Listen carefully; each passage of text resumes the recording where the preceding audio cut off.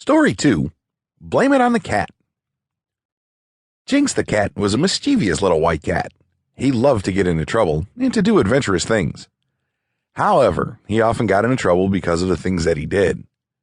This led for it to be easier to blame him for things later on in life. He did not feel like anyone would want to blame him for things such as breaking a window or things that a little boy does.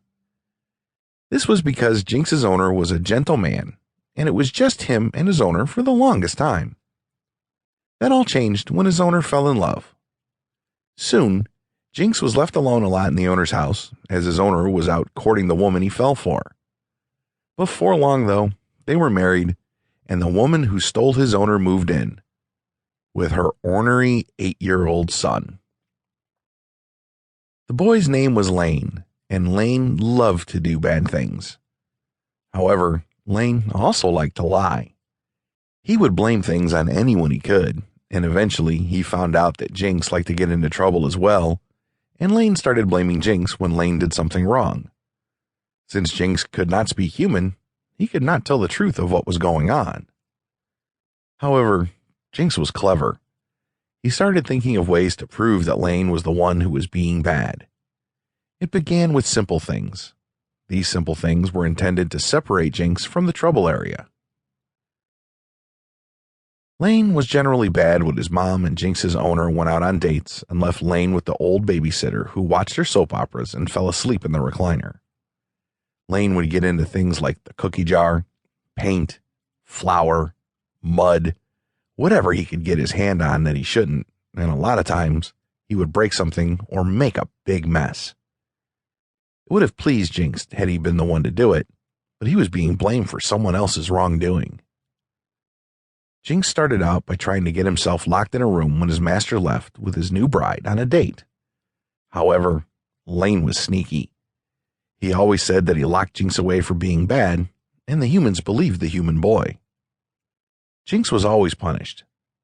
He was stuck outside for an hour, and Jinx hated being outside. As the incidents occurred more, Jinx was stuck outside for longer periods of time. So next, Jinx started to try to place hints that it was Lane. He drug a book titled The Boy Who Cried Foul. This was a book about a little boy who constantly lied, and when he was caught, no one believed him. When the owners didn't figure it out, he started drawing faces in the mess. Finally, the owners started getting suspicious, but Lane explained that away as well. Finally, Jinx had enough. When his owners left and Lane started misbehaving, Jane got in his face and growled. He started making weird faces and scaring Lane.